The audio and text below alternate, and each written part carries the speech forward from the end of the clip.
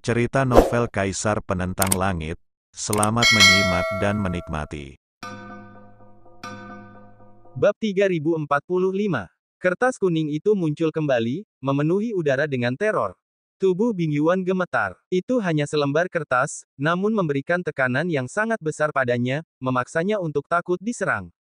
Fondasi abadi Sekte Pembunuh Darah, yang diwarisi dari Sang Dewi, membuat siapapun tidak tahu sosok kuat apa yang masih ada di dalam sekte tersebut. Kilatan samar bersinar di matanya. Apakah itu Lin Yan, atau Ling Qi? Bing Yuan bertanya-tanya, mungkin mereka seharusnya tidak menyerang generasi muda. Bukankah seharusnya Sekte Pembunuh Darah peduli tentang ini? Itu tampak seperti Nanhai. Nanhai pasti telah menawarkan harta berharga kepada Sekte Pembunuh Darah untuk melindungi Lin Yan atau Ling Qi. Pada saat ini, Bing Yuan menatap langsung ke Yao Huan. Jika itu masalahnya, dia tidak akan menyerang Lin Yan atau Ling Qi. Aura makhluk samsara itu mengarahkan arahnya ke arah Yao Huan. Bas! Kertas kuning itu bergerak, langsung menghilang ke dalam kehampaan. Pemandangan itu mencengangkan. Namun setelah kertas kuning itu lenyap, aura pembunuh itu sedikit menghilang.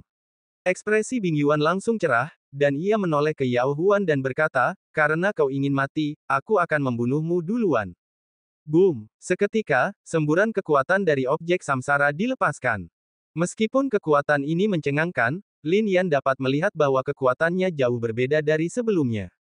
Sepertinya Bing Yuan pun sudah mendekati akhir hidupnya, kekuatan batinnya tidak lagi berada di puncaknya.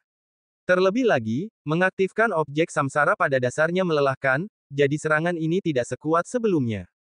Namun, itu masih di luar jangkauan Yao Huan.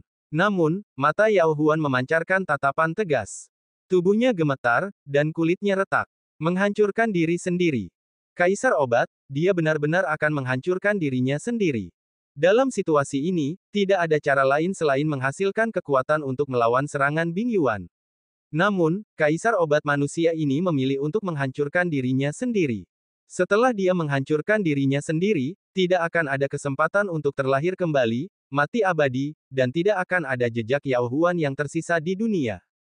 Bagaimanapun, fisik Yao Huan bagaikan kayu kuno, dan tidak semua orang bisa melakukan keajaiban seperti Lin Yan. Menghancurkan diri sendiri. Bing Yuan memusatkan pikirannya. Sekalipun ia telah menghabiskan terlalu banyak energi, ia masih bisa menahan penghancuran diri Yao Huan. Hari ini, Yao Huan sudah tiada. Tiba-tiba, kekuatan benda reinkarnasinya meletus. Para kultivator di mana-mana mengerutkan kening. Yao Huan, sungguh disayangkan ia berakhir seperti ini.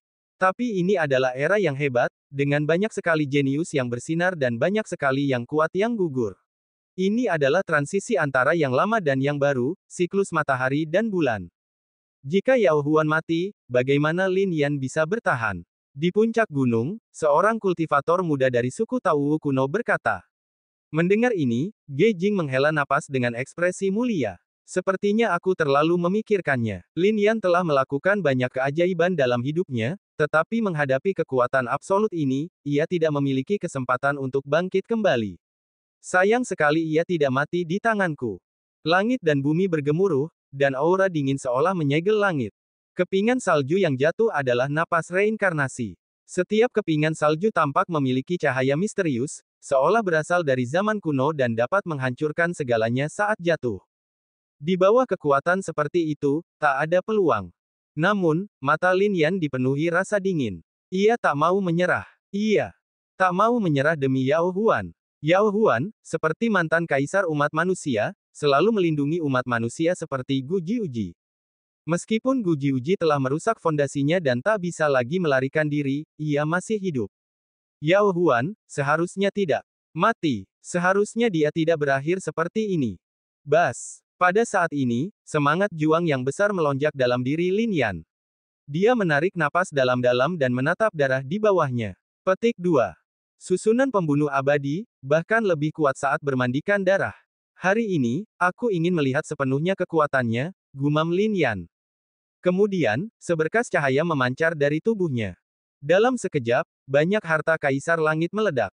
Ini, banyak kultivator tercengang. Ini adalah harta kaisar langit yang pernah ditemukan di pemakaman Wuji, namun tanpa diduga, semuanya jatuh ke tangan Lin Yan. Segala sesuatu di dalam pemakaman Wuji tampak lebih dari yang sebenarnya. Banyak kultivator angkat bicara. Kaisar Bambu, bolehkah aku? Tanya Lin Yan, menatapnya. Petik 2. Bertarunglah sesukamu. Aku tidak akan berpartisipasi dalam hidup atau mati, tetapi aku akan menghilangkan energi sisa pertempuran ini. Kaisar Bambu segera berbicara. Mendengar ini, Lin Yan merasa benar-benar tenang. Hal ini juga membuat banyak kultivator menatap Kaisar Bambu dengan kekaguman yang lebih besar. Di antara para panglima perang zaman dahulu, beberapa memiliki keberanian yang tak tertandingi. Namun, ekspresi semua orang dipenuhi kebingungan. Apa maksud Lin Yan? Itulah kekuatan objek reinkarnasi, yang dipicu oleh medan es. Lin Yan sebelumnya hanya menangkis serangan Yao Huan dengan tebasan pedang, tetapi sekarang, mungkinkah ia mencoba melakukan hal yang sama? Mungkinkah itu terjadi? Yao Huan berkonsentrasi, sedikit tertegun, dan menatap Lin Yan. Kaisar Langit, apakah kau percaya padaku? Lin Yan menatap Yao Huan, masih memanggilnya Kaisar Langit. Mendengar ini, Yao Huan akhirnya mengangguk. Kalau begitu tunggu pedangku menyerang. Jika kau tidak bisa menangkisnya, lakukan sesukamu. Lin Yan bergerak bagai kilatan petir, dan dalam cahaya yang menyala-nyala, ia berdiri di hadapan Yao Huan. Ia hanyalah seorang pemuda, lahir di era ini. Meskipun ia adalah seorang kaisar 10.000 tahun yang lalu, era itu sangat berbeda dari era Yao Huan dan para panglima perang lainnya di medan es. Layaknya anak muda zaman sekarang, ia memiliki pelindung untuk melindunginya. Namun kini, ia berdiri di hadapan samsara setengah langkah. Sungguh tak terbayangkan. Justru karena kekuatan objek samsara ini begitu dahsyat, butuh waktu bagi medan es untuk turun. Namun kini, kekuatan ini hampir di depan matanya. Kertas kuning itu belum muncul. Hancurkan. Pada saat ini, Lin Yan berteriak. Petik 2. Bang, bang, bang. Dalam sekejap, harta karun Kaisar Langit hancur berkeping-keping. Apa? Banyak kultivator terkejut. Hanya dengan satu kata, ia bisa melakukan ini. Bagaimana mungkin kekuatan Lin Yan begitu dahsyat? Ia telah mengubah dirinya menjadi inti formasi. Pada saat ini, seorang individu yang kuat mengamati dan langsung berseru. Metode macam apa ini? Menggunakan dirinya sendiri sebagai inti.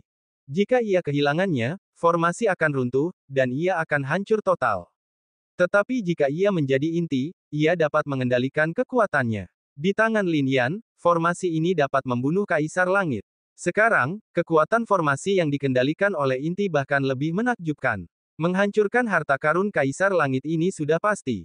Kondensasi. Lin Yan mengucapkan kata lain, dan seketika kekuatan yang meletus dari runtuhnya harta karun Kaisar berkumpul bersama. Penghancuran harta karun ini mengandung kekuatan yang sangat kuat. Di bawah kata-kata Lin Yan, jimat itu memadat, membuat formasi semakin kuat. Apa sebenarnya yang ia lakukan? Banyak praktisi bingung. Apapun yang akan kau lakukan. Karena kau mengirim dirimu sendiri ke depan, kau menghancurkan dirimu sendiri. Sudah terlambat. Bing Yuan memusatkan pikirannya dan melihat bahwa kertas kuning itu tidak muncul, lalu berteriak.